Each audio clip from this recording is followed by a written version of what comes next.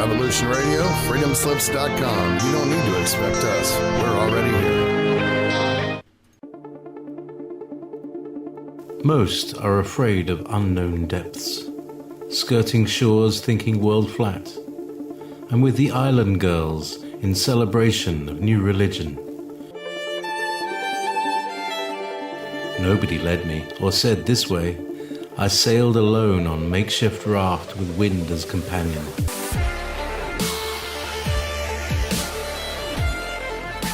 Fate for deliverance, confidence enough to assess new disposition. Seekers of lost paradise may seem fools to those who never sought the other worlds. Welcome to Momentary Zen with Zen Garcia. Visit www.fallenangels.tv. You're listening to Revolution Radio. I enticed her into the woods with words worth dying for. Dropped her on the daisies with praises worthy of the moment. Attempting to speak truly, if not truthfully, about lost things in lost places with lost words and a lost song, and somehow bring it to be found. Welcome, friends. I'm your host, Zen Garcia. This is Momentary Zen. I thank those of you that are in the chat room for joining me for a live broadcast. We come to you every Wednesday evening, 8 to 10 p.m. Eastern, here on Revolution Radio. And those of you that might be listening to archive, all you have to do is go to freedomslips.com, enter the chat, and click on the play button at the very bottom. There's both a Studio A and a Studio B, and I will be broadcasting live out of Studio B every Wednesday evening. So, in the future, please join us. And all right. Um, well, those of you that are in chat room, thanks for coming. It's good to see you, Mr. Rowe and Blinders and Change Me and Zippy and Will and Banjo Picking Gal, Crystal Eyes, Easy P, Blues Girl, Link, Kathy, and all the rest of you that are also there. Um, it's going to be an interesting show this evening. I have lined up some information that I wanted to bring forth just on the Moneymasters and the whole scenario as far as the Ponzi scheme that is the Federal Reserve banking system and the central banking system in general, and how the Rothschild elite, the family of the Rothschilds, and all these other JP Morgans and all these other international banking families that have grown up in excess and privilege, how they have given their allegiance to Lucifer as the eye at the top of the Illuminati pyramid, as the owl of Bohemian Grove, as the dragon which deceiveth the whole world, the feathered serpent, the Nakash that beguiled Eve, impregnated her with Cain, caused the fall of humanity, their loss of their bright nature, their immortal status as angelic beings, caused them to be cast out, exiled in similarity to themselves, and being banished here to the earth. And this is where we find all of us find ourselves now, imprisoned into the matrix and as part of this collective system. And it's taken a great deal of effort, energy, for any one of us to have achieved awakening in coming to a semblance of normality where we are able to explain who we are, why we're here, what our place is within this whole grander scheme of creation, and what we are here to do, where we are going. All of the rhetorical questions that, for most part, are go largely unanswered in most people's lives. The kind of questions that you can't just go up to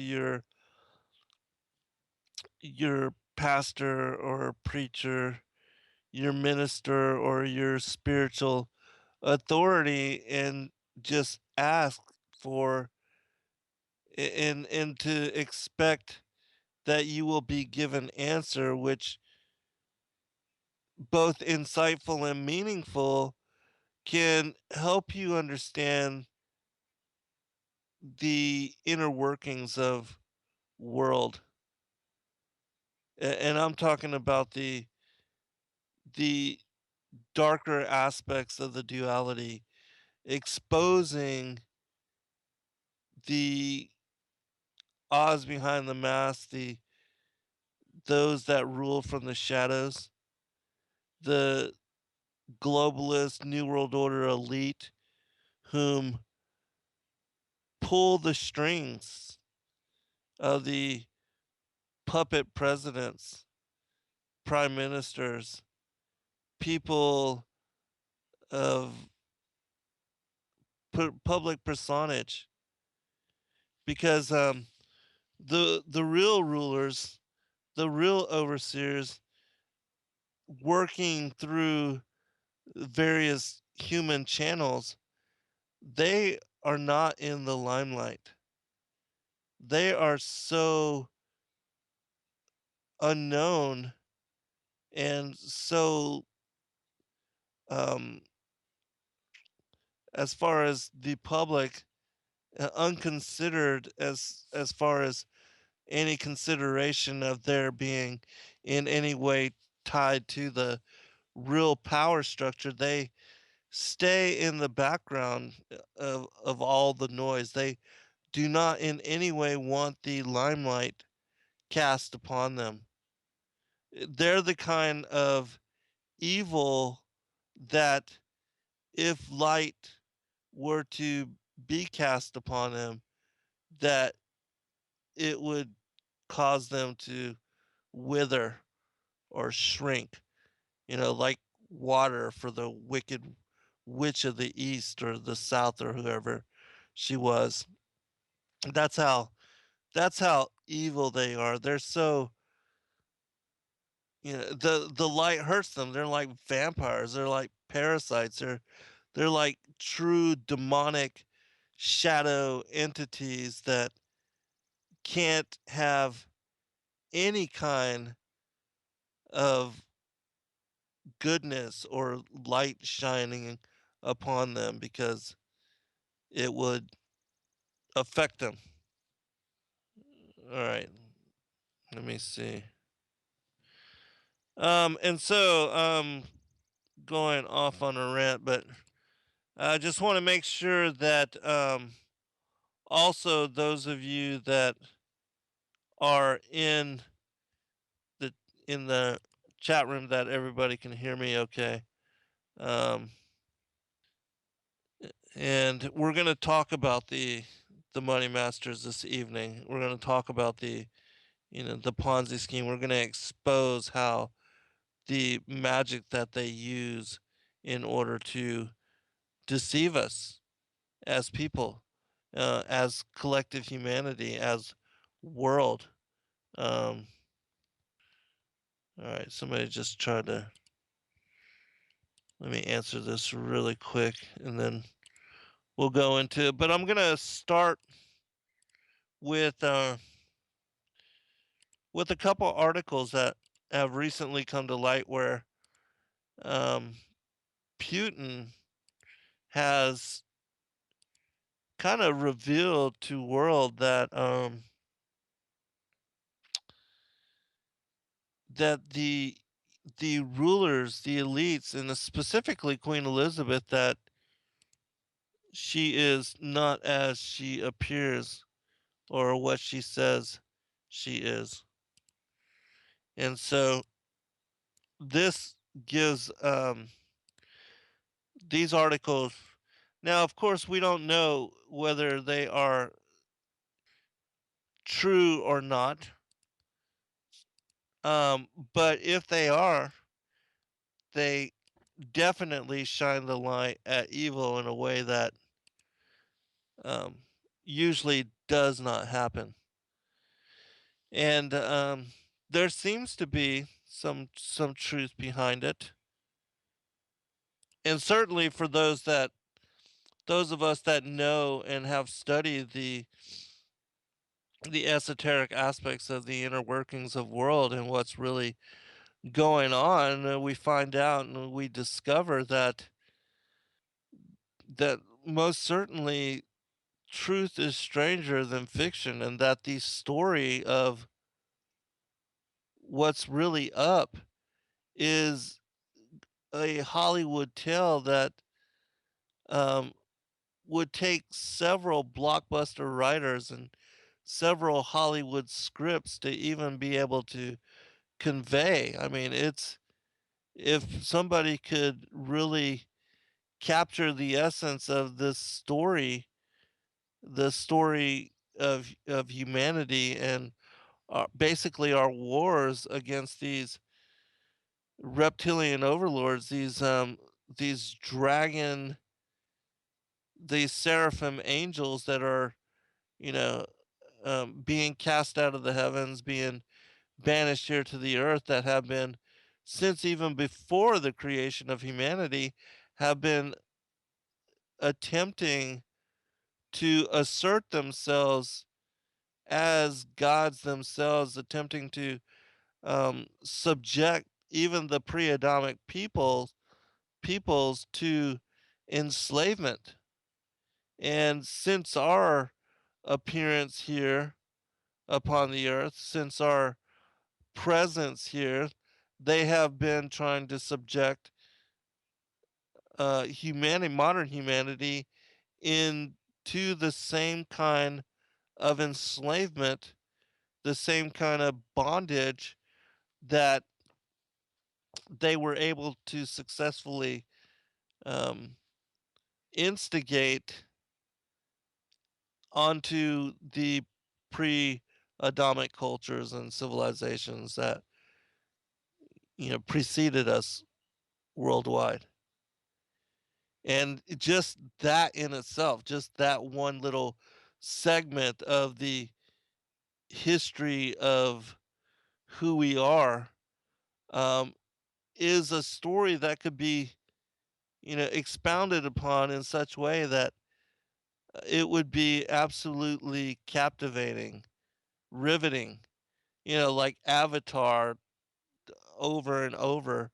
Um, the way that Avatar had captured the minds of the mainstream culture and consciousness. And so, um,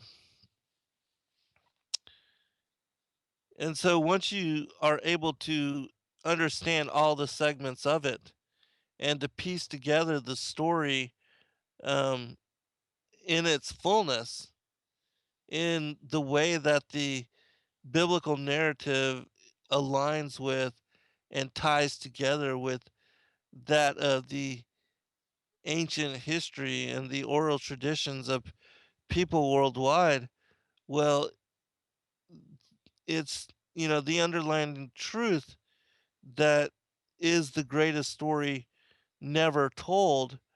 Um, I mean, you could write several movies and a whole series of incredibly profound. I mean, you think Lord of the Rings, and with the 3 3-hour episodes, and then The Hobbit with its whole story in it of itself. This would be even greater and far surpass all in any of that. And there are some connections even too with, what was recounted and what was told as story, the fictionalized version of those stories. There's a lot of connection to truth um, associated to the reality of how things have unfolded and transpired here in, well, especially in the last 6,000 years. But if you want to include the story of the prior times and the pre-Adamic peoples, that most certainly that adds, a whole different twist and flavor to, um, because a lot of that would be considered, fully sci-fi, and there were a lot of the hybrid beings and the hybrid creations, the genetic experimentation and the manipulations which led to such strange entities as, like the cone-headed people that there's skulls and bodies and of these beings now being found and located everywhere, especially in places like Peru and Russia, um, but also of the ancient giants, which their skeletons and their bones and their bodies were so old that when the graves were opened up to the air, they were so frail that they would just collapse into dust. It just disintegrate and completely disappear. And and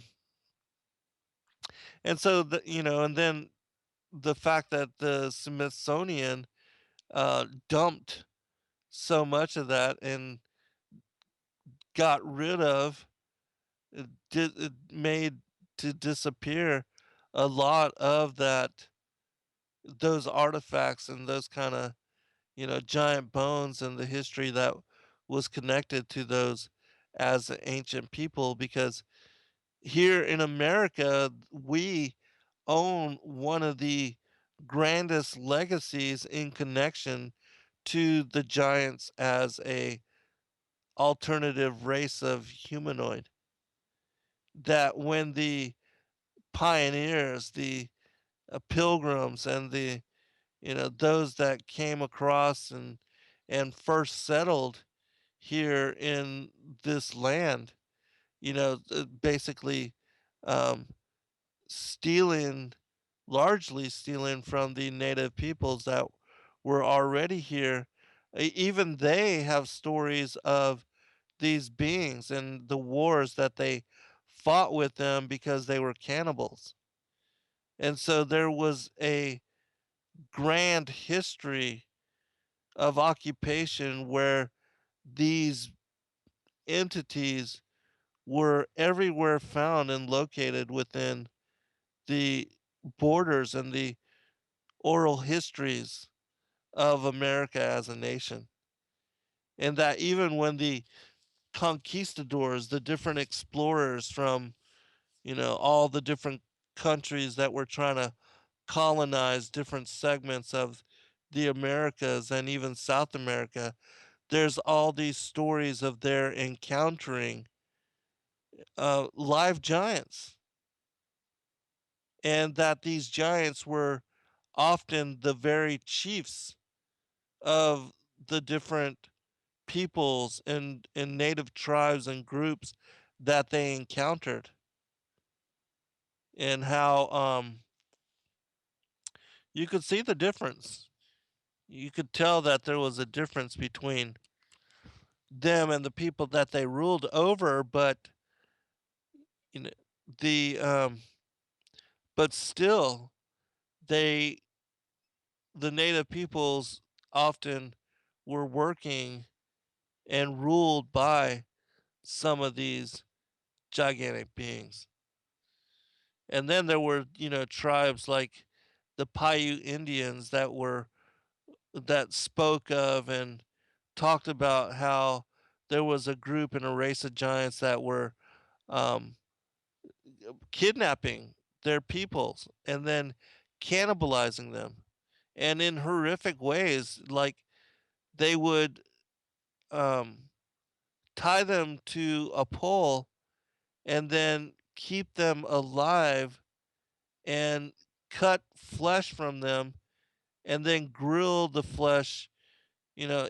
Not saying that they often did that. They would eat these people raw if they, um, at times, but there are the stories of where they would cut pieces of flesh from these individuals as they were, bound, and that they would roast it before them and then eat it and just, scare them to death, and in that way fill their blood with these endorphins, the adrenaline from being frightened to death, which is a tactic that the um, the Illuminati utilize even in this day and age. And the stories, the eyewitness accounts of children that were witness to sacrifice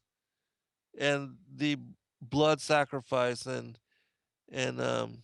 of other children, and how they were terrorized so much so that their blood was just flooded with these endorphins.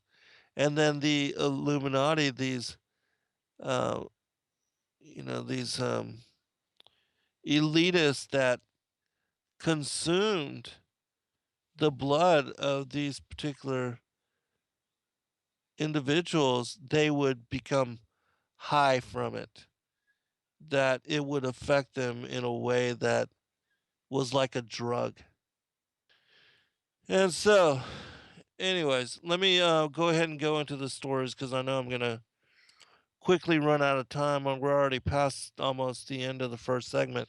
And so I'll start with these, and then this will set the premise for what I'm going to be going into as far as the Moneymasters.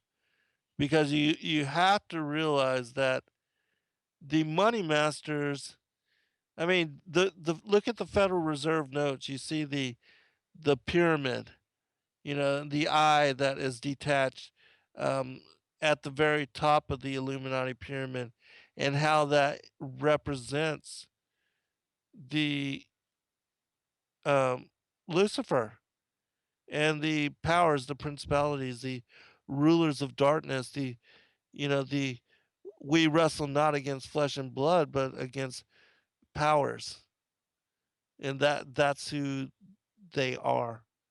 The Eye of Ra, you know, same kind of connection. So let me go ahead and read this story. You can look them up for yourself. The first one is President Putin claims that Queen Elizabeth is not human.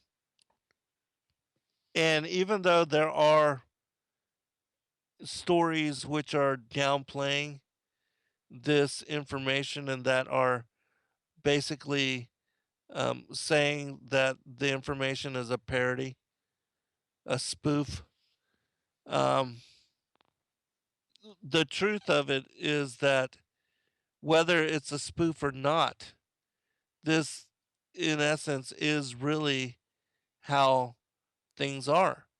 And this is how um, even the Emerald Tablets, in their relation, which, being very, very old, they hit the nail on the head in talking about these entities as being interdimensional beings that were called up from the below, and how they uh, got um, basically took over the councils of humanity and stole the bodies of the ruling elite, and that they are now parading as royalty, but that in truth they are these shapeshifting these feathered serpent, dragon, seraphim, angel entities.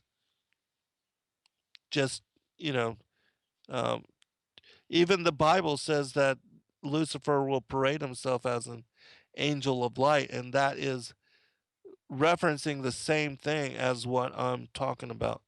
All right, let me go ahead and go into it.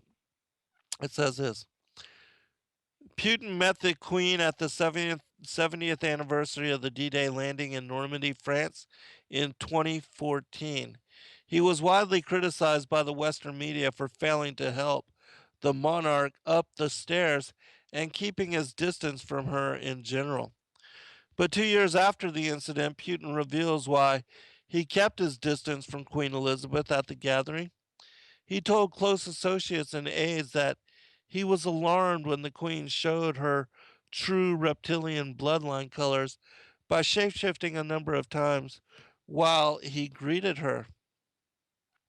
The Queen shifted between reptoid and human form 3 or 4 times while greeting Putin. And according to him, when the Queen revealed her underlying reptilian nature by shapeshifting, her face turned scary with evil looking slit eyes and a long dragon like snout.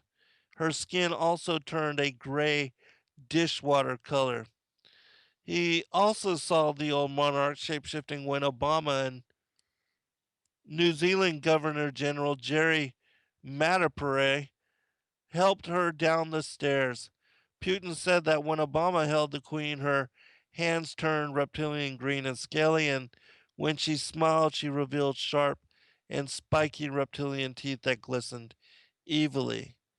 Now, of course, I know all of this sounds absolutely ludicrous and totally fantastic, but again, when you do your research, all right, we'll be right back.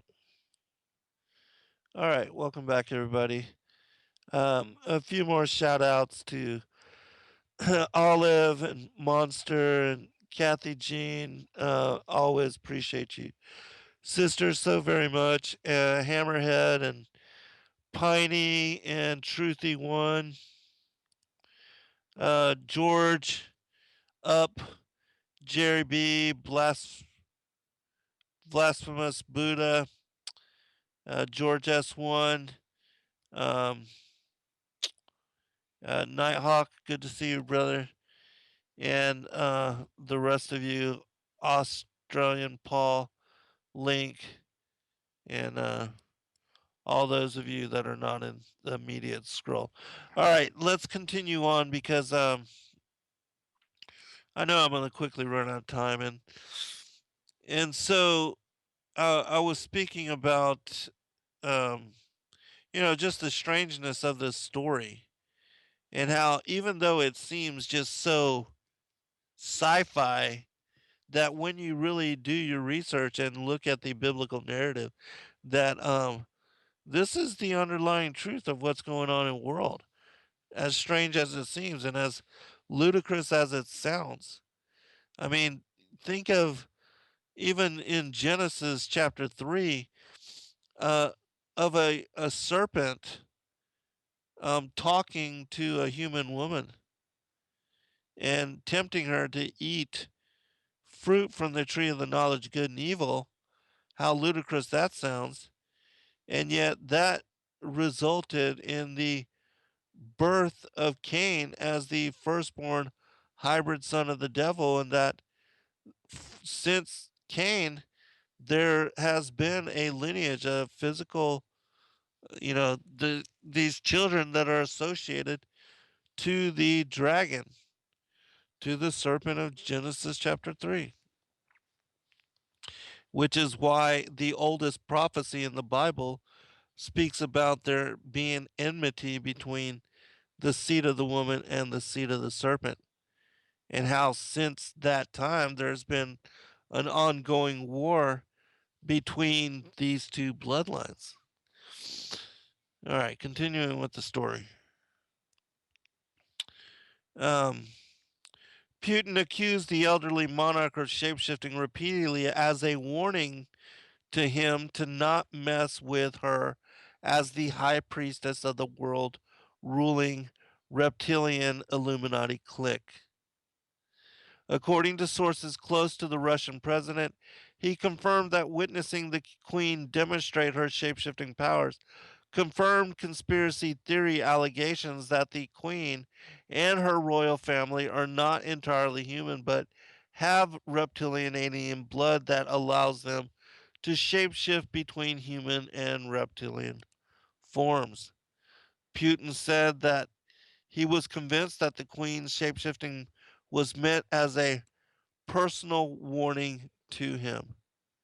Now, this also falls in line with another story that was recently released that is connected to this, where um, it is cited by individuals that Putin had a very secret meeting where he brought in all of his, the people that are closest to him, and he told them basically that 95% of the world's ruling class are not even human, but that they are cold-blooded hybrids, as it says in this article, which was published on April 15th of 2016, and which is also related to um, Kathy will post links to the interview and the video that you can find when you look up this information. But it's interesting that all of this, what I'm talking about right now, also aligns with a text called the Emerald Tablets, which is thousands of years old and supposedly was written by the Thoth, an Atlantean priest king, who was one of these fallen angelic beings, and that he speaks about witnessing these interdimensional beings being coming into this third dimensional reality. Um, and so I'll read from that afterwards, but I want to share this story first, and then some conclusions connected to it. Says this: shockwaves are reverberating around the Kremlin today as word spreads regarding an extraordinarily an extraordinary meeting called by Vladimir Putin yesterday, where, according to sources, the Russian president said that 95% of the world's ruling class are not even human, but are cold blooded hybrids. That's a direct quote. Who are members of an ancient cult, also part of the quote. Resisting gentle attempts by close aides to stop the president from going there, Putin said that the evidence was everywhere and that he personally had intimate knowledge of their dealings. He said that he was not one of them, but they were afraid of him and have attempted to lure him into their quote unquote ancient Babylonian cult. And so, two stories in connection to um, these particular beings and, Putin exposing them. Now, again, whether there's any truth to it or not, this seems to affirm the research that I have done on this subject material and of which I have written extensively, specifically in my sixth book, Sons of God, Who We Are and Why We Are Here, where I talk about the archons and the worship of the feathered serpent and the presence of these seraphim angels, these dragon-like entities throughout the different histories and eras of history, especially in regard to the what the Sumerians called the prior times and what the Egyptians referenced as Zeptepi the first times, because then they were openly exposed to and ruling directly over the pre-Adamic peoples, and they were, there were petroglyphs and statues and um, different iconography associated depicting them in their feathered serpent, in their reptilian form. And those things are have survived even today. And so I'm going to read this quote, and then I'm going to go into this explanation, which it's from the Emerald Tablets, tablet number 8, and it says this: Speak I, and I've brought this up many times, but I mean, it's so pertinent and so connected to what we're talking about that I just have to read it again. I mean, it's absolutely mind blowing. Speak I of ancient Atlantis, speak of the days of the kingdom of shadows, speak of the coming of the children of shadows. Out of the great deep were they called by the wisdom of earth men, called for the purpose of gaining great power. Far in the past, before Atlantis existed, men there were who delved into darkness and using dark magic, calling up beings from the great deep below us. Forth came they into this cycle. Formless were they of another vibration, and existing unseen by the children of earth men. In ages past were they conquered by the masters, driven below to the place whence they came. But some there were who remained hidden in spaces and plains unknown to man.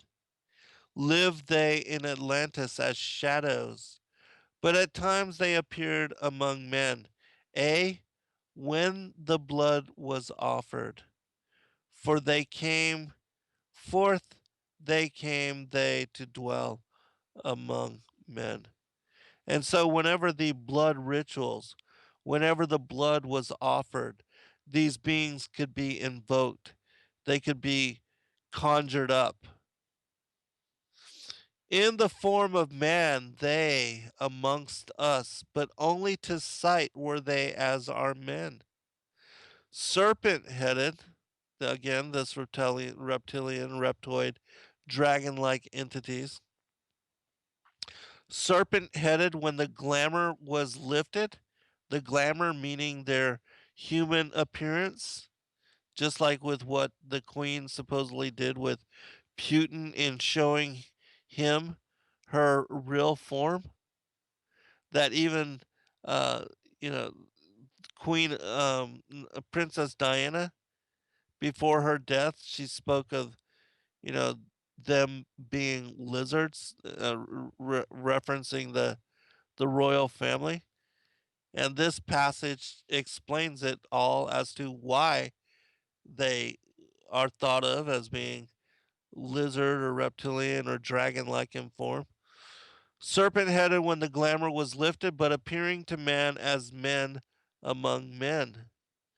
Crept they into the councils, and taking forms that were like unto men, slaying by their arts the chiefs of the kingdom, and taking their form, they rule over man.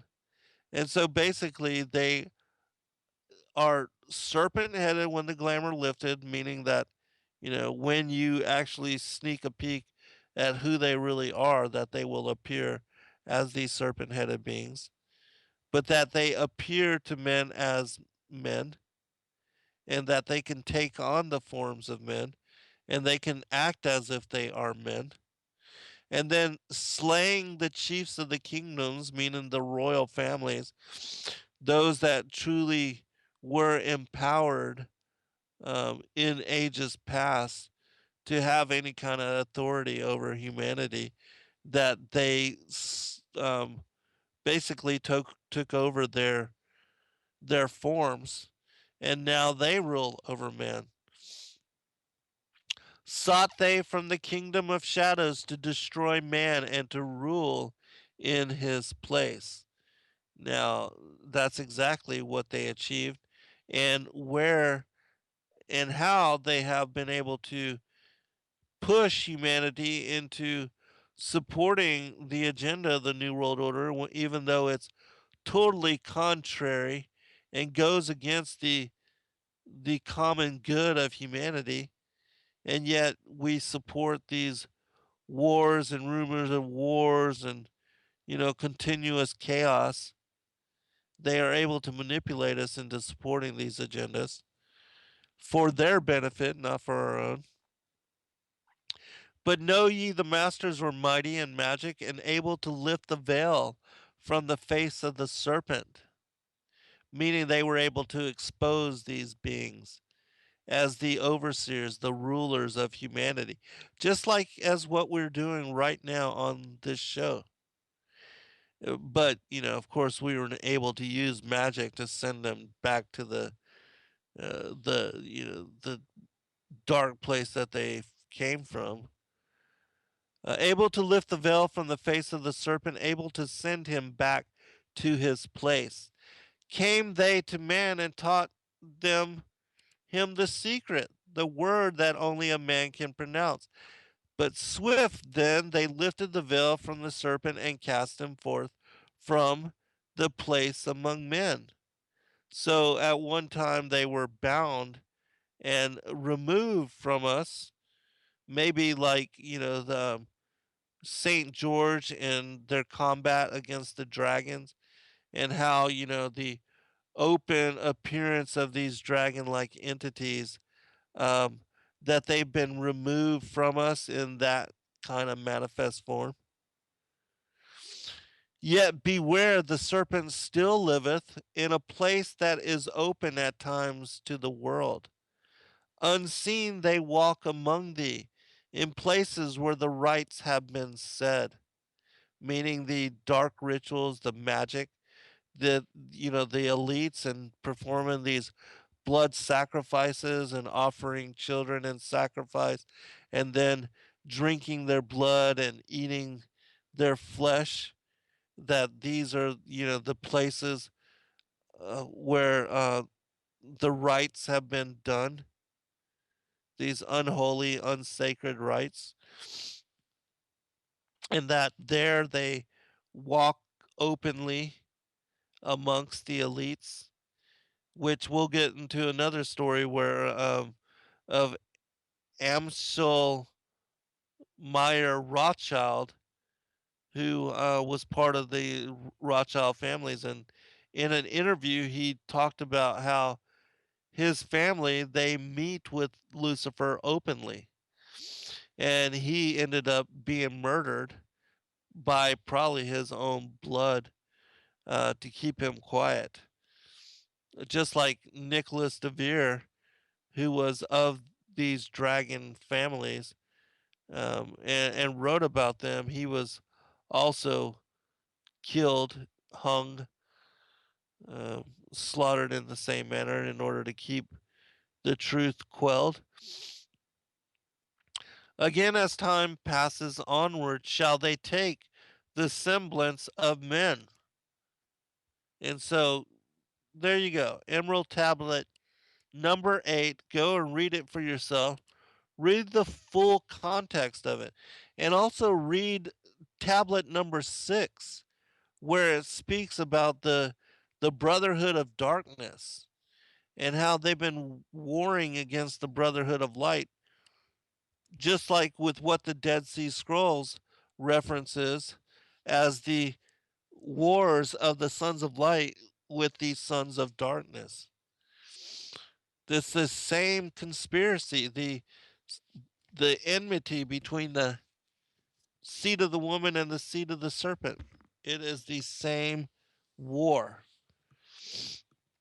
All right, I'm going to read the explanation from this Putin article. It says this: Bizarre conspiracy theories focused on alleged sinister and clandestine domination plots against humanity by the world's reptilian elite are not new. Followers of the British conspiracy theorist David Icke believe that most of the world's leaders are descendants of evil, dangerous, cold blooded, blood drinking, and shape shifting reptilian humanoid aliens from the Alpha Draconis star system in the Orion constellation. The warlike reptilians, also known as reptoids, alpha draconians, dinosauroids, or simply sauroids, are super intelligent and more technologically advanced than humans. The lizard people, now I would also look up the underground labyrinths that were discovered under Los Angeles in connection to these lizard people, these reptilian beings, and also the Native American mythology, which also surrounds them and their presence here on the earth. And tell me, that all of this is fairy tale. I mean, yeah, it sounds strange, but again, this is the underlying truth of what's going on. The lizard people arrived on Earth about 800,000 years ago, before the ancestors of present humanity, who, as some alien conspiracy theorists claim, arrived on the Earth from the Lyran star system about 200,000 years ago. All that is a crock of, you know what. Humanity was made by God, and after the rebel angels were cast out by him. But all of that is explained in my sixth book, Sons of God, Who We Are and Why We're Here, if you want the details on it and all these source references to confirm my information. A reptilian alien. Reptilians live in secret underground bases around the world and range in height between 5 and 12 feet, but the average individual is between 7 and 9 feet in height. They have a strong muscular physique and a repulsive scaly skin with a serpentine green tinge. Most have a tail and hidden genitalia. All have 3 fingers with talons and an opposable thumb. Now, I would say that there are different, they don't all just have the same appearance, that there's a hierarchy, and that just like with humans, we have different hair color, different eyes, different, basically the same shape, but we're found in all different forms. The same thing can be said of these particular beings, and that some have horns, some have wings. It depends on the hierarchy.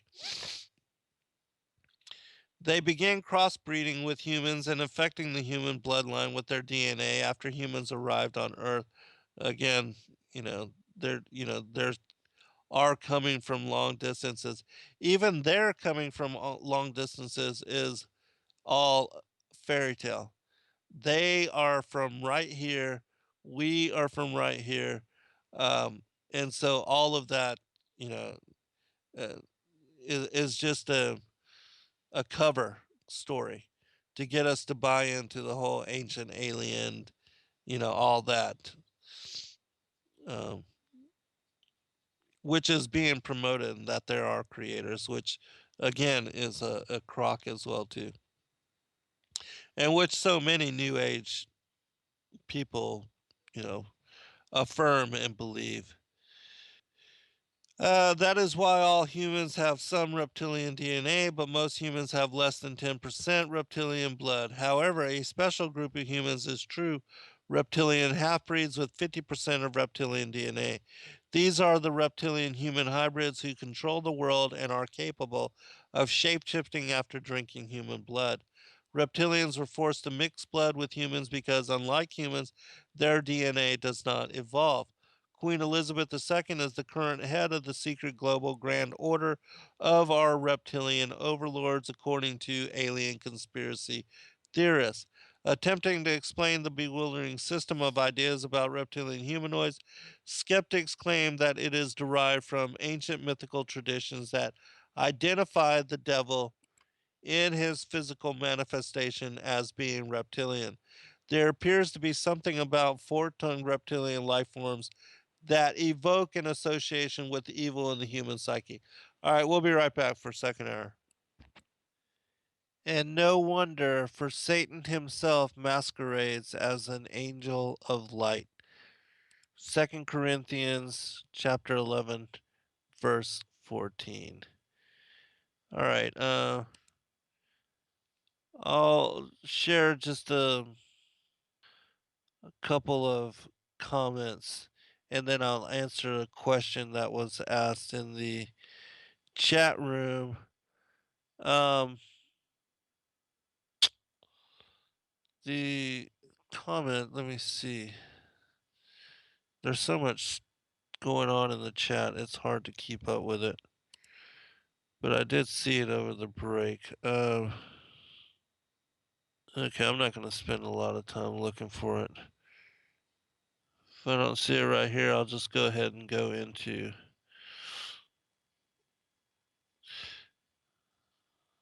Oh, Piney says, yeah, they're ancient, but they're not extraterrestrial, which is absolutely my thinking as well. And the question from DG87 is, do these reptilians actually physically shapeshift, or do they have psychic mental capacities to make people think they are someone or something else they are not? And it's my opinion that they do have physical abilities, but that also it has something to do with their psychic mental capacities as well, and that they are able to use both in order to sway us into seeing them as humans, as is reflected in um, the Emerald tablets, which I believe Kathy posted a link to them in the chat room. And like I said, if you've not read the Emerald tablets in their entirety, it'll take you probably 2 hours to sit down one afternoon and just go through them all. And it's a absolutely fascinating subject. And again, it will help you to understand the world in a way that you might not otherwise have ever given chance of understanding it in that way. Really quickly, I do want to also remind the listeners that recently we upgraded servers here at Revolution Radio, and that there was a um, certain cost to doing all of that and to being able to, which is why also we had technical difficulties in the last show where I was with Peter Moon, who will be joining us for a series of 3 shows coming in June, um, to discuss a lot of different topics, but specifically the Basiji Mountain incident, which is in somewhat linked to what we're talking about even this evening. But I do want to just remind people, those of you that can't afford to do so very easily, to oh, and this also is linked to a comment that I believe it was Zippy that was talking about how Revolution Radio, that oftentimes there's both two really good shows on both Studio A and Studio B, and that a great way to support the network is by buying access to the archives. And in that way, if you have to make a choice to listen to one or the other, that you can download the archives and listen to the other show later. And that, yes, there are many awesome hosts here on the network, on both Studio A and Studio B, and that oftentimes this is a problem. Even myself, um, a lot of times I'll want to catch up on Monique's show and download the archives because she's on opposite me on Studio A while I'm broadcasting on Studio B, and she has a lot of really excellent guests um, all the time, and often I just want to listen to her and catch up on what the show that they did.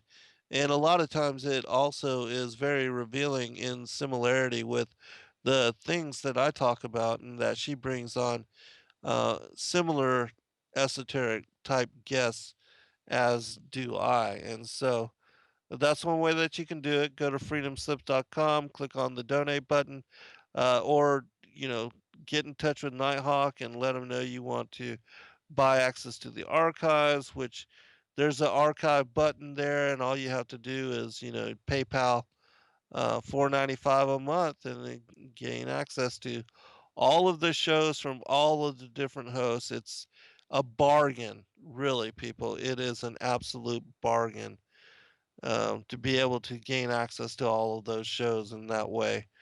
I mean, really, less than a penny a show. That's how much information and material is available there. All right, let me go ahead and get into.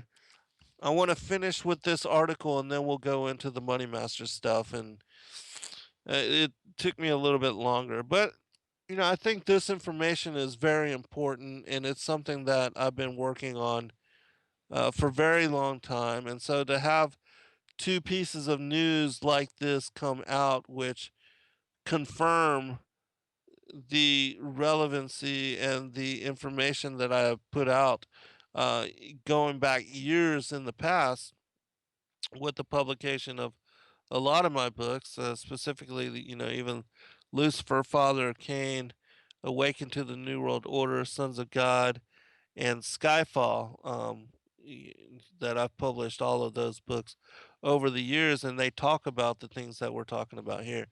All right, and so let's continue.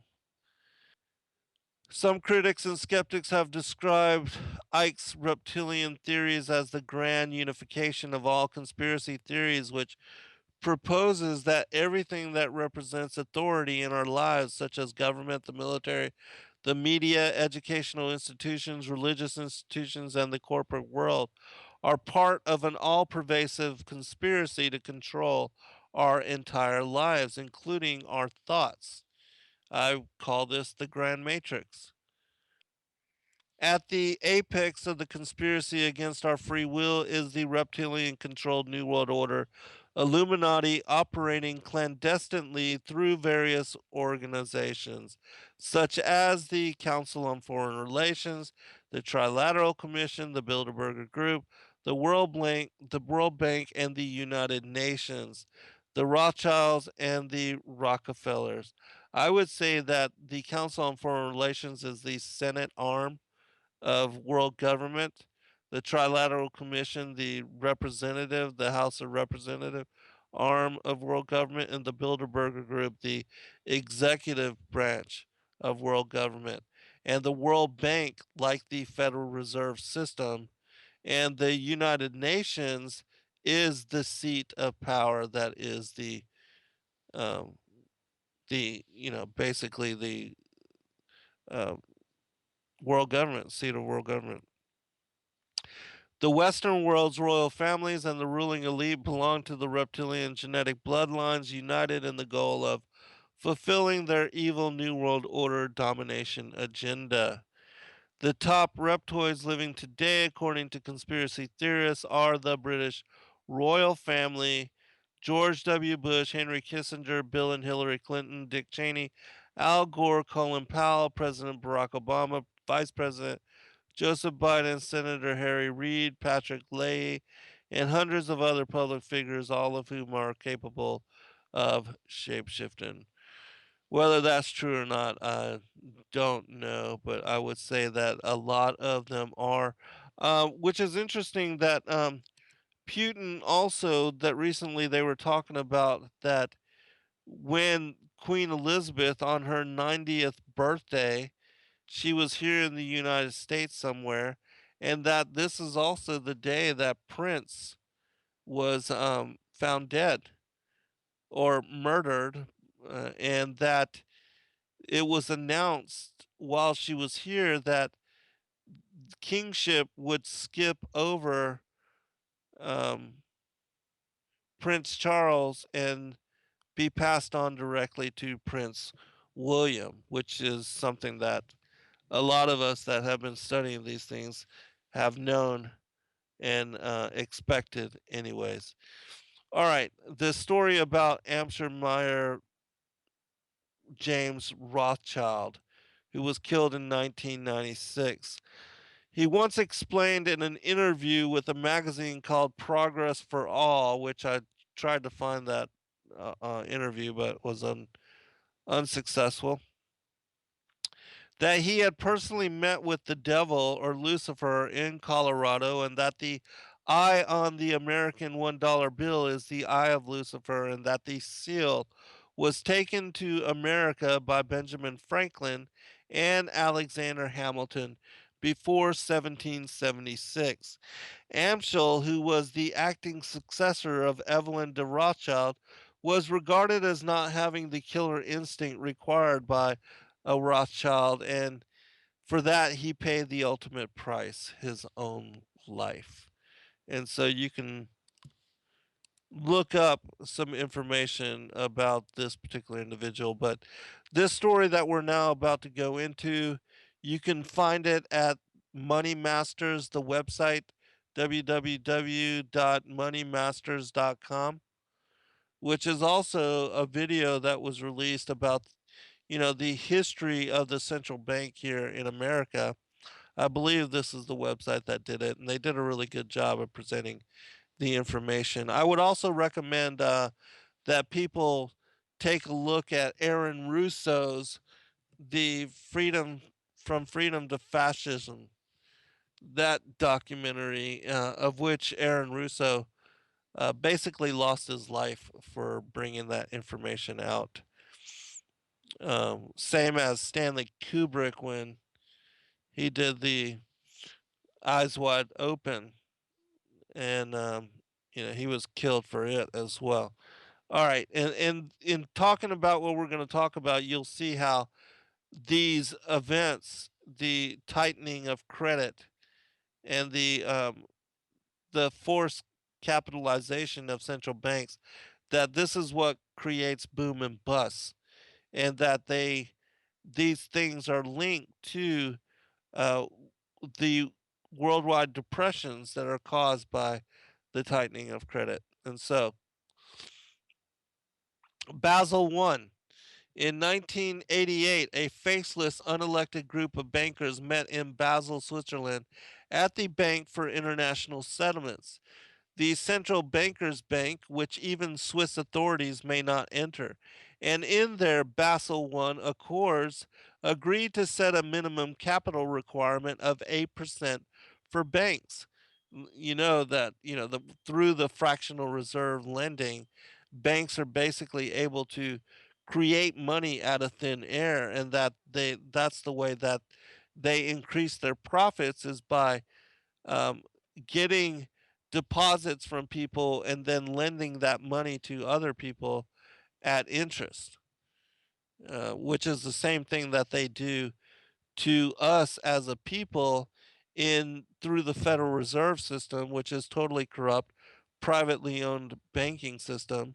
It really, it's a European bank, and that they print the money, which it should cost next to nothing to do that. They print the money and loan it at interest to our government. And the interest is accrued, and we, the people, are then forced to pay down the debt taxes, with taxes on our wages and earnings, which is totally corrupt and unconstitutional. But this is the Ponzi scheme that has been perpetuated and ongoing. All right, continuing.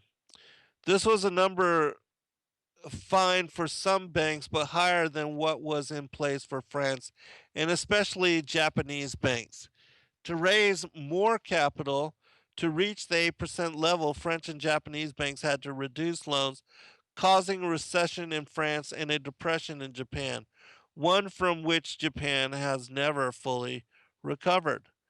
Basel II. In 2004, the same group met and agreed to Basel II, the return of Basel I, which required that banks to value their capital based on market values or mark to the market. These rules were approved for the U.S. on November 1st, 2007. The declining housing market set off a chain reaction due in part to Basel II, which banks knew was coming, and constricted credit in anticipation of. The next month, December 2007, the stock market collapsed and the Great Recession began in earnest. This should have been no surprise to the Japanese nor the BIS bankers. Full implementation of Basel II was subsequently delayed in the US until 2009. Basel Basel II has been blamed for actually increasing the effect of the housing crisis as banks had to reduce lending to increase their capital as the value of mortgages they held declined. This produced a downhill snowball effect on home prices and then on nearly everything else as lending and the economy contracted. Basel III, not content with two massive regulatory failures, the same bankers have now produced Basel III, the revenge of Basel I and II, and like Basel I and II, Basel III increases capital requirements yet again. In a series of steps beginning in 2013, with the start of the gradual phasing in of the higher minimum capital requirements, not completed until 2018, so this is all still affecting us. The BIS bankers have imposed this and are forcing their home governments to get in line as has the UK and the US and most other developed nations. It is truly a global rule by central bankers acting in concert in cabal. An OECD study estimates that the medium term harmful impact of Basel III implementation on GDP growth is in the range of 0.05% to 0.15% per year. Just what's needed in a worldwide recession. To meet the capital requirements effective in 2015, banks are estimated to need to increase their lending spreads on an average by 0.15%. The capital requirements effective as of 2019 could increase bank lending spreads by about 0.5%. Rising interest rates could significantly hurt small banks' capital positions because a 3.3% upward swing in interest rates could drop a bank's capital by 30%, placing the bank in an undercapitalized position and forcing it dramatically to reduce loans. Again, the downhill snowball effect. Now, there's a reason they're doing this as well, and that has to do with banking consolidation. They want the small banks to go belly up, and they want them to be absorbed and bought out cheaply by the big banks, whom are owned and staffed and ruled by um, these central banking families. The proposed Basel III regulatory capital requirements are an immense and unnecessary burden that will actually threaten the existence of banks with under 1 billion in assets. These new regulations will further drive consolidation into a few bigger banks. Some on Wall Street, like mergers and acquisition expert John Slater, predict that Basel III's compliance costs will lead to a merger boom, and that in the next 3 to 5 years, 20 to 30% of all banks will merge, further consolidating the wealth in fewer and fewer hands. And that is the object work bank economic and hence political control by a handful of unelected, unaccountable international bankers beholden to no one. many of whom have ethics only Machiavelli could admire, and worldviews that most people on earth would consider abhorrent. And yeah, and so that's the point of their tightening credit and forcing banks to have a higher percentage of capital within them and forcing them to not, give out such capital in loans, which the whole fractional reserve lending is corrupt anyways. Banks should not be allowed to do that. Um, it's their way of depriving um, the citizenry out of their own money. All right. Uh, should I even read this? I guess I will. Because it tells you how to fix the system as well, but of course they're not going to do that. But it says our Monetary Reform Act, written in 1996 by Patrick S. Carmack and supported by Dr. Milton Friedman, is largely based on a monetary reform plan that came out of the University of Chicago during the Great Depression in 1933. With added safeguards, recently two researchers from working for the IMF, which will probably be fired, discovered the plan, dusted it off, and have noted five major and real benefits of the plan. While there is slim to no chance that the IMF will promote the plan despite its obvious advantages to the public, still it is very interesting that its own researchers discovered and complemented and hoped to advance it. The advantages of the Chicago Plan, the Monetary Reform Act, are one, better control, reduction of business cycles and fluctuation, the boom bust cycles, that in of itself will cause it to not be accepted. All right, elimination of bank runs, dramatic reduction of the national debt, elimination when fully implemented, dramatic reduction of private debt, and national output gains of 10%. The IMF authors noted that all five benefits of the plan were supported by their research. That is true. Caveat, however, absent safeguards, the Chicago Plan per se would dangerously increase Leviathan, the state's control over the economy, while reducing direct private bank control. And it does not abolish fiat money, which would be even more subject to political control under the Chicago Plan.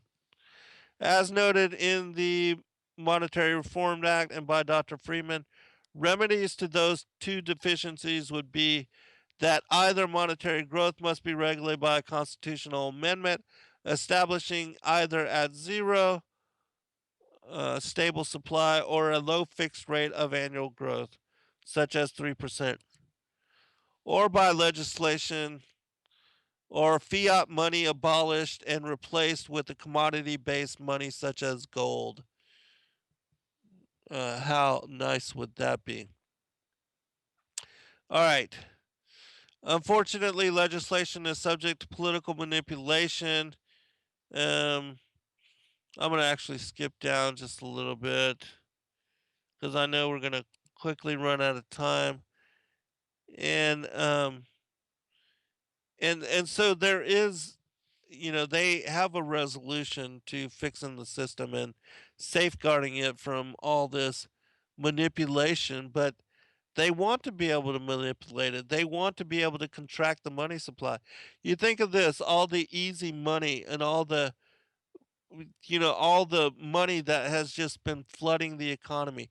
Think of it like lifeblood. Like money is the blood and the economy is the heart. And that when you reduce the blood flow and contract the blood supply, the heart has to work harder to pump, what would be the same amount of blood. And it would have to, uh, it would go through difficulties in trying to do so. All right, we'll be right back for final segment. All right, welcome back, everybody. I do believe that we'll have time to get through this article, and hopefully I'll be able to share a little bit of commentary to unite um, all of the facets of what we've been speaking about this evening.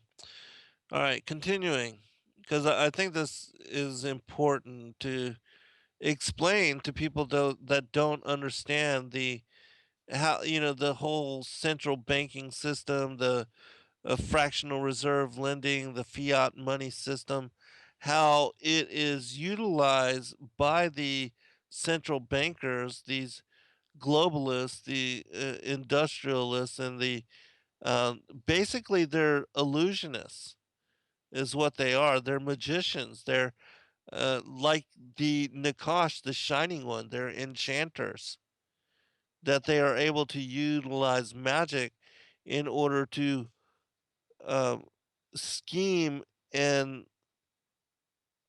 pull off what is the greatest deception. And so, continuing, the central bankers Bank for International Settlements, the BIS, in 1988, in the Basel I regulations, imposed an 8% capital reserve standard on member central banks. This almost immediately threw Japan into a 15-year economic depression. In 2004, Basel II imposed mark to market capital valuation standards that required international banks to revalue their reserve according to changing market valuations, such as falling home or stock prices. The U.S. implemented those standards in November of 2007. In December of 2007, the U.S. stock market collapsed and credit began drying up as banks withheld loans to comply with the 8% capital requirements as collateral valuations began to drop. The snowball effect of tightening credit, which reduces economic activity and values further, which resulted in further tightening of credit, etc., has produced a worldwide depression which is worsening. Those capital standards have not been relaxed despite the crushing effects on the world economy. The credit contraction it requires has caused. Why? Because, quote, the purpose of this financial crisis is to take down the US dollar as the stable datum of planetary finance, and in the midst of the resulting confusion, put in its place a global monetary authority run directly by the international bankers, freed of any governmental control, a planetary financial control organization. The IMF, which we see that happening even right now. The U.S. did modify these rules somewhat a year after the devastation had taken place here, but the rules are still fully in place in the rest of the world, and the results are appalling. Quote, the powers of financial capitalism had a far reaching plan, nothing less than to create a world system of financial control in private hands, able to dominate the political system of each and every country and the economy of the world as a whole. Their secret is that they have annexed from governments, monarchies, and republics the power to create the world's money. Professor Carol Quigley, renowned late Georgetown macro historian, mentioned by former President Clinton in the first nomination acceptance speech, and author of Tragedy and Hope, which I don't know if it's the same, but Tragedy and Hope as a book about a year ago was getting increasingly difficult to find and had reached was skyrocketing in price. I happen to have a copy of it because I got it so long ago. But if it's the same, it's difficult for people to find copies of this book. All right, Carol Quigley, was one of the last great macro historians who traced the development of civilization with an awesome capability. Dr. Peter Krogh, Dean of the School of Foreign Service. All right, we're almost done here. National Economic Reform and Recovery directs the Treasury Department, this is for us, and well, let me read this first. Directs the Treasury Department to issue U.S. Treasury notes, like Lincoln's greenbacks, can also be in electronic deposit format to pay off the national debt.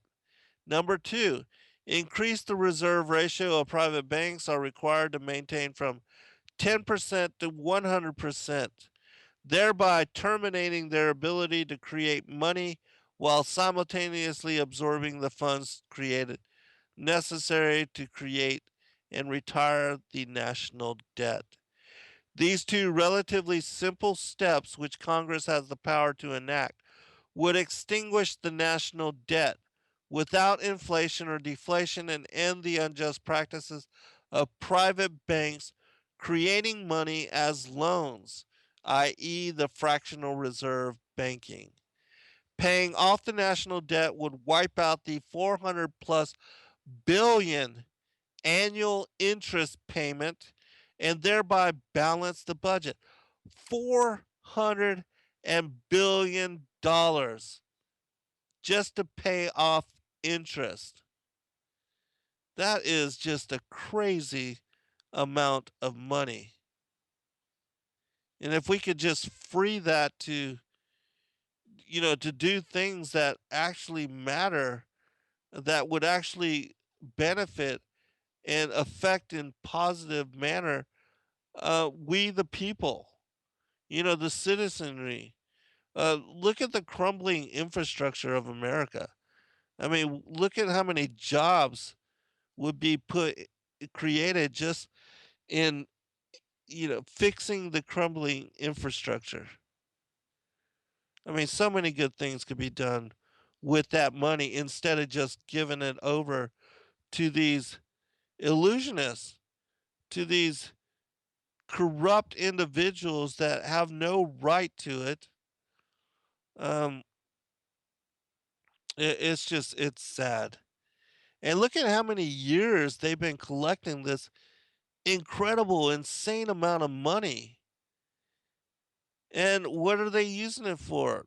The funding, the creation of war, and the, basically arming the terrorist elements of the world so that they can pull out of the pop the jack in the box and pull out a boogeyman whenever needed in order to push further the agenda for security and further consolidation of power and increase police state measures, the reduction of civil rights and the further uh, empowerment of military and police forces around the world. All right, continuing. We only got just a little bit more. This act would stabilize the economy and end the boom bust economic cycles caused by the fractional reserve banking system. I'm only going to read a little bit more. The monetarist school, of which Dr. Milton Friedman was the acknowledged head, has been rightly criticized by the Australian School of Economics for failing to recognize and deal with the fact that no fiat money system has ever lasted long before the government instituting it succumbed to the temptation to inflate the money supply as an indirect tax on the people, proportionately decreasing the value of their savings and wages and transferring their wealth into the hands of the government. This is certainly a valid critique. The so called Great Recession beginning in 2007, TARP, QE1, QE2, etc., and the staggering increase in the national debt has proven the validity of the critique. The Austrian school was right. All right, just a little bit more. Um, all right, just a few more paragraphs here. To be fair to Dr. Friedman, he did write that we do need a commitment to sound money. The best arrangement currently would be to require the monetary authorities to keep the percentage rate of growth of the monetary base within a fixed range. This is a particularly difficult amendment to draft because it is so closely linked to the particular institution no structure. One version would be Congress shall have the power to authorize non interest bearing obligations of the government in the form of currency or book entries, provided that the total dollar amount outstanding increases by no more than 5% per year and no less than 3%.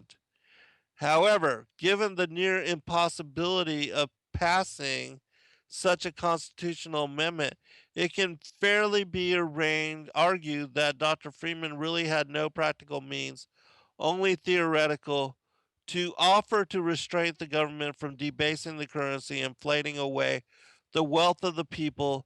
That being so, we part company with Dr. Freeman's conclusion that it is neither feasible nor desirable to restore a gold standard or silver coin standard, which is what we need. We need something that has real value and that they can't just print a bunch of. All right, a couple more paragraphs here.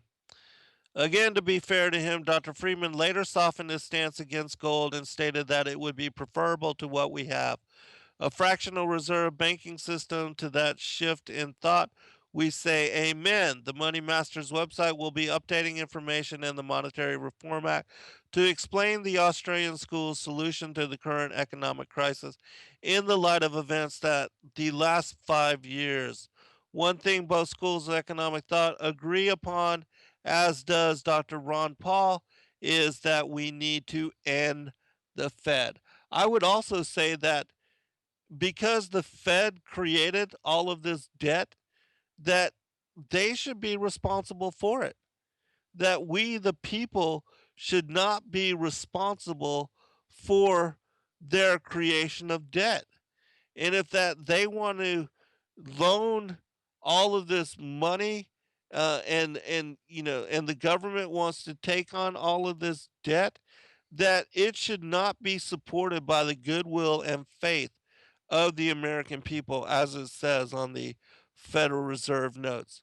Let them, you know, they want to, you know, they want to do the things in the way that they are doing it, and just waste the money that they are wasting. Well, then let them be responsible for it, and let them pay it off. Because certainly, the Fed, all the money that has been used to pay off interest over the last few years, they could have done a lot to reducing the national debt. And Barack Obama borrowing more money than all other presidents combined, let him be responsible for that debt. Do not let government, use money that they don't have. Let's institute some sound credit policies in regard to borrowing money, and because if the American economy, if the government was a business, they most certainly would not be allowed to do what they have done, and they most certainly would not have been allowed to push the envelope as they have in just printing all of this money. I mean, it's ridiculous. All right, quote: Banking was conceived in iniquity and was born in sin. The bankers own the earth. Take it away from them, but leave them the power to create money, and with the flick of the pen, they will create enough deposits to buy it back again. However, take it away from them, and all the great fortunes like mine will disappear, and they ought to disappear. For this would be a happier and better world to live in. But if you wish to remain the slaves of bankers and pay the cost of your own slavery, let them continue to create money. Sir Josiah Stamp, director of the Bank of England, appointed 1928.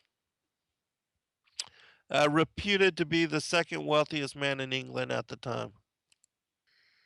Well, I mean, that about says it. You know, it's the same thing with Ben Franklin when the Republic was created, and he was asked what he thought about it, and he basically said, "Yeah, it's a grand idea as long as you can keep it and you can maintain it." And that, what was it that Thomas Jefferson said? Let me find the quote. I have it in the very beginning of my fifth book, Awaken to the New World Order. After I share this, I'll share final commentary. Let me see. He said that if the American people ever allow private banks to control the issue of their money, first by inflation and then by deflation, the banks and corporations that will grow up around them will deprive the people of their property until their children will wake up homeless on the continent that their fathers conquered. I mean, there's so many incredible quotes by Thomas Jefferson and the forefathers about the central banks and fighting them and um, keeping them from being able to subjugate us to a fiat, um, a fractional reserve banking, and these central banking houses that they established everywhere else, and that we were so successful in preventing for so very long. Because think about it, they have been trying to institute since basically the after the early formation of the United States as a republic. They have been trying to um, strap us with a central banking, a national bank, or a central banking system, or and they didn't succeed until 1913 with the Federal Reserve, with the Federal Reserve Act. And since that time, look, immediately afterwards, they were able to um, fund the global wars of which Albert Pike envisioned them needing to foment these three global wars as pretext to create uh, the the need for a world bank. I mean, not world bank, but world government, and to fund a one world order. And so you see that happening right after the Federal Reserve Act passed. You have World War One, and war in a way where millions of people lost their lives. A conflict that where nations, many nations, all were involved, and slaughters of peoples, just you know, thousands upon thousands of people. The destruction of not just economies but infrastructure. I mean, all of that, and it's they were the ones that controlled the means, controlled um, the different um, corporations and companies and businesses with which to rebuild the infrastructure of all these destroyed countries. I mean, and they have been utilizing that as modus operandi for a very long time as well. Because, Bechtel, um, with this strategy of the economic hitman, of which Kathy has shared a video with me previous to this show, um, where John Perkins, I believe, the economic hitman, was talking about how they had subjugated all of these little small countries like in Central America and South America, they would give very large and corrupt loans to the different um, presidents that were elected of these countries, and then these different presidents, they would misuse the funds, and basically the people would be um, strapped with the burden of all these loans. And one of the things that they would do is they would also take um, they would, with these huge loans, they would hire American corporations to come in and build the infrastructure of these third world nations. And they would require the people to pay down all of these loans, all of these huge loans. And that would basically enslave the people and subjugate them to years of debt slavery, of having to pay down this debt that these presidents took from the International Monetary Fund, or whatever international banking cartel um, was utilized for you know the the capitalization in that way. And that's the way they've done it. They've done it this way for so very long. And it's the same thing with, after the three global wars. Well, I say three, we've only had two. They do plan on having the other one. I mean, that's all being played out even right now, because it's the Zionists being um, the controlled opposition is being created between the minorities of the Zionists in Israel and that of the Muslim fanatics, the extremist Muslim terrorists that have been funded and created by um, you know the um, the governments of our world. Even here, the American government funding and creating Al Qaeda, the Taliban, through the Pakistani ISI, and funding the Muslim Brotherhood. And I mean, it's all the same kind of thing. It's been the same kind of thing for very, very long time. And so we see this because they've been successful in doing it this way. We see the same thing happening, occurring, and being repeated in all